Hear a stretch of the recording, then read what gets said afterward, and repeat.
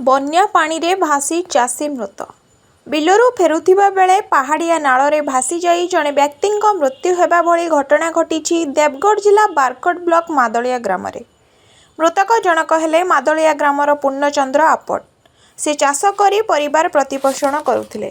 चाष कार्य सारी ग्राम निकटस्थ मतुआली नाଳ पार करी घर को फेरुथिबा बेले बड़ी पानी रे भासी जाइथिले पूर्णचंद्र। खबर पाई बारकोट अग्निशम विभाग और पुलिस पक्षरु मतुआली नाଳରେ खोजाखोजी कराजिबा परे गछरे लटकिथिबा अवस्थारे पूर्णचंद्रंकर मृतदेह उद्धार करा जाइछि।